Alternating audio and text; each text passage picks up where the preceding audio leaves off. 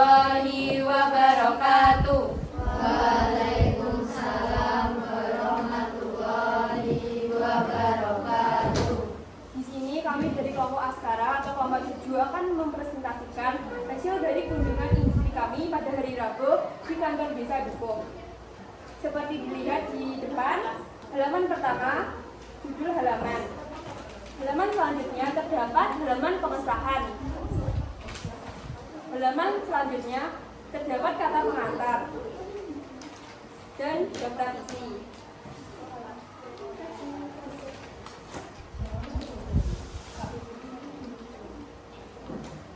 Bab 1 pendahuluan. Latar belakang. Kunjungan industri sangat penting bagi siswa SMK dipersiapkan bisa bekerja dengan cepat karena skill yang dimilikinya, agar para siswa dapat melihat secara langsung aktivitas dan budaya kerja yang ada dan dilakukan di dunia industri, agar para siswa dapat mengambil pelajaran dari pengalaman kunjungan industri tersebut sehingga dapat memacu dan membangkitkan semangat bagi siswa untuk berprestasi setinggi-tingginya guna meraih kesuksesan. Agar para siswa dapat melihat langsung, di samping meningkatkan kemampuan kompetensi sesuai dengan profesinya, juga sangat perlu untuk berlatih dan membiasakan hidup dengan bekal kemampuan attitude, tingkah laku, dan disiplin yang tinggi, yang wajib dimiliki oleh setiap peserta didik SMK. Kami melakukan kunjungan industri karena salah satu bentuk tugas P5 yang diberikan oleh guru. Kami memilih kantor Desa Dukuh sebagai tempat kunjungan dikarenakan menurut kami kantor Desa Dukuh sangat cocok dari segi tempat, jarak rumah, banyaknya informasi yang kami dapat, serta pelayanan publiknya yang ramah dan memuaskan. Kantor desa adalah pusat pemerintahan dan pelayanan publik di desa dan tempat di mana warga dengan pemimpin desa, dari kepala desa hingga amanat desa berinteraksi. Kantor desa adalah tempat di mana organisasi manusia yang mengurus, mengatur, dan melayani pertemuan desa. Maka dari itu kami mendapatkan banyak informasi mengenai visi misi kantor Desa Dukuh, cara meningkatkan pelayanan kepada masyarakat, cara mengelola keuangan yang ada di kantor Desa Dukuh, juga melihat bagaimana cara bekerja di kantor desa secara langsung, serta melihat budaya kerja yang ada di kantor Desa Dukuh.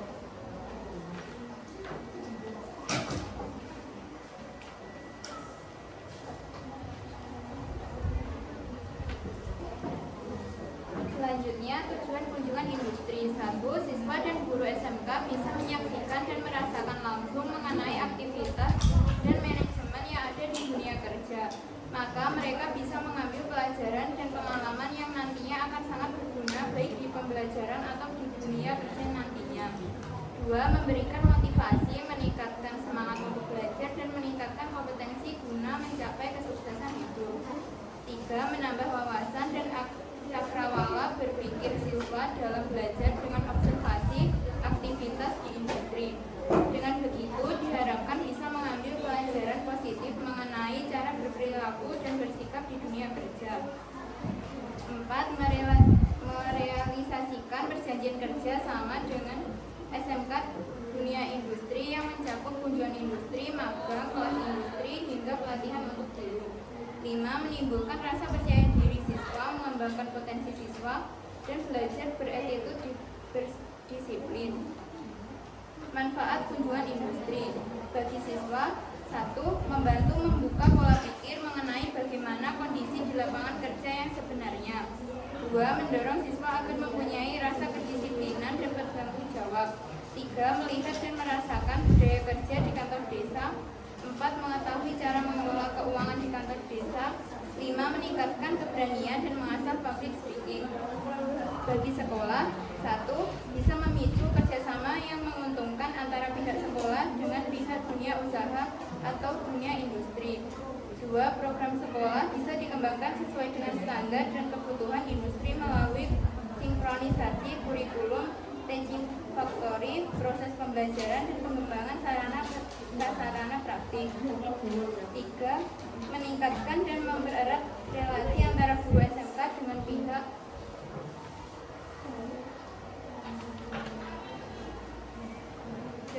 DUDI agar bisa mengembangkan kerjasama yang lebih nyata. Apalagi biasanya dari pihak industri juga terdapat program-program yang bermanfaat untuk guru-guru SMK. Bagi DUDI, 1. Pihak industri menjadi lebih dikenal oleh masyarakat, terutama masyarakat di lingkungan sekolah. Dengan begitu bisa membantu promosi produk yang dihasilkan oleh perusahaan tersebut. 2. Pihak industri bisa mendapatkan masukan yang membangun dan positif untuk meningkatkan perkembangan DUDI. 3. Pihak industri juga bisa lebih meningkatkan produk atau proses produksi melalui masukan dari pihak sekolah tersebut.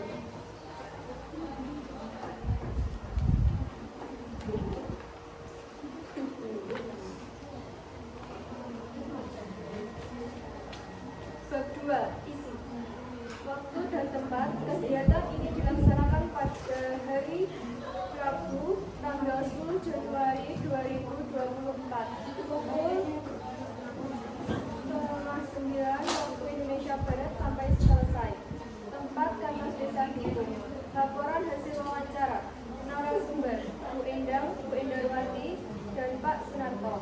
Wawancara Alma Ajeng Arif. Juru foto Andi. Hasil wawancara dan penelitian. 1. Budaya kerja. Di kantor desa Dukuh ada beberapa budaya kerja yang diterapkan. Salah satunya saat perangkat desa pembagian jadwal piket wajib datang jam 8 pagi. Bila melanggar kesepakatan tersebut akan dikenai sanksi berupa membayar denda. Cara menciptakan lingkungan kerja yang kondusif dengan membuat suasana kantor terasa nyaman. Meletakkan orang dalam posisi yang tepat. Bangun komunikasi yang baik. Tidak sungkan saat bertukar ide. Kompetensi yang harus dimiliki yang setipe dengan kantor desa yaitu dengan memiliki kemampuan intelektual, keterampilan, dan memiliki kecerdasan emosional. 2. Visi dan misi. Kantor desa Dukuh memiliki visi dan misi. Visinya adalah mewujudkannya pelayanan publik transparan, akuntabilitas menuju masyarakat desa Dukuh yang maju, cerdas, sehat, dan sejahtera. Sedangkan visinya adalah menciptakan kondisi masyarakat desa Dukuh yang aman, tertib, rukun dalam kehidupan bermasyarakat dengan berpegang teguh pada prinsip-prinsip agama.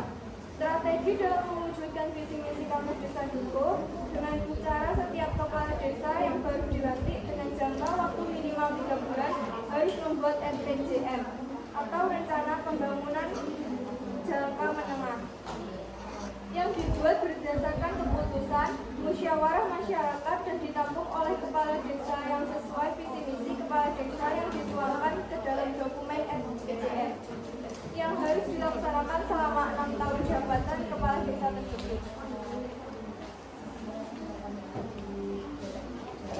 3. Pembangunan infrastruktur.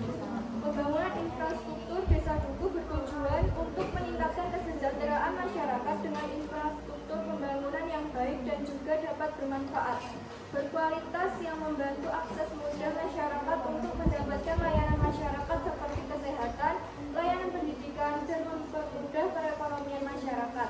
Ada beberapa kendala saat pembangunan desa, yaitu yang pertama masalah dana. Selanjutnya terhambatnya pembangunan saat musim hujan yang tidak menentu. 4. Pengeluaran dana kantor desa Dukuh. Pengeluaran dana desa yang dibutuhkan agar tidak lebih dari anggota yang ada, yaitu dengan berpedoman kepada RPJM yang telah diatur untuk 6 tahun ke depan. Setiap tahunnya, lebih tepatnya bulan Juli sampai September, perangkat desa harus membuat dokumen lagi yang bernama RKP atau rencana kerja pemerintah. Di situ RKP merupakan turunan dari RPJM tadi. Jadi dokumen tersebut dipilih untuk jadi prioritas 1 tahun ke depan. Dengan itu perangkat desa mempunyai rancangan pengeluaran dana untuk 1 tahun ke depannya. Jika ada hal-hal yang mendesak dan dana anggaran kurang, maka desa hanya diberi 1 kesempatan untuk mengubah dokumen anggaran tersebut. 5. Pihak pengelolaan keuangan kantor desa Dukuh. Bendahara atau kawan keuangan desa merupakan pihak yang mengelola keuangan desa. Sementara itu, bendahara dan PK diverifikasi oleh sekretaris desa. Jadi alurnya bendahara desa mengambil uang dari RKD atau rekening kas desa yang setelah itu diverifikasi oleh sekretaris dan ditandatangani kepala desa. Selanjutnya bendahara desa baru bisa mengambil ke bank, setelah itu diserahkan kepada PK atau pelaku kegiatan. Pengelolaan uang di desa sudah menggunakan aplikasi yang menyambung dengan BPKP atau Badan Pengawas Keuangan dan Pembangunan. Kurang lebih sama dengan akuntansi karena adanya pemasukan dan pengeluaran di akhir bulan. Dan pada akhir bulan saldo akan menjadi 0. Aturan pengelolaan keuangan desa dengan jelas dan transparan. Jadi Kantor Desa Duko telah melaksanakan aturan dengan baik. 6. Program pembangunan dan pelayanan publik Kantor Desa Duko. Untuk memastikan keberhasilan pelaksanaan program pembangunan Desa Duko yaitu dengan melakukan monitoring dan evaluasi. Hal tersebut mengurangi kendala di pelaksanaan pembangunan selanjutnya. Selain dari pihak desa, dari pihak kecamatan juga sering melakukan monitoring dan evaluasi. Hal tersebut terjadi karena dana terbesar diperoleh dari pusat. Dana tersebut sangat diperlukan untuk melayani masyarakat. Jika masyarakat memberikan saran atau masukan, tindakan yang akan dilakukan oleh perangkat desa adalah memberikan pelayanan kepada masyarakat sebaik mungkin dengan menampung saran, usulan, kritik dari masyarakat dan dipelajari, dibahas, diselesaikan bersama. Untuk meningkatkan pelayanan publik di desa selalu berinovasi untuk meningkatkan pelayanan publik desa untuk mempermudah dalam mendapatkan pelayanan yang prima. Perangkat desa selalu mengusahakan untuk memberikan pelayanan yang baik dan memberikan infrastruktur untuk mendukung kegiatan masyarakat supaya masyarakat lebih mudah melaksanakan kehidupan sehari-hari.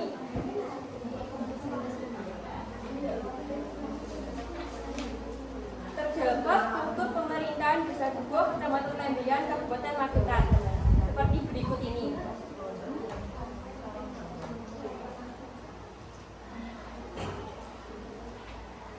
Selanjutnya penutup.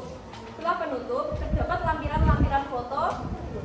Foto yang pertama, ini kita berfoto dengan perangkat-perangkat desa Duko bersama Ibu Sekretaris.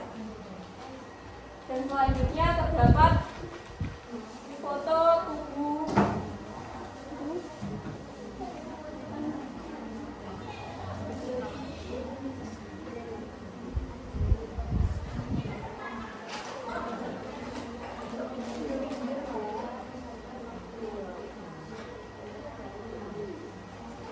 Sekian presentasi dari kelompok kami. Bila ada kurang lebihnya kami mohon maaf. Wassalamualaikum warahmatullahi wabarakatuh.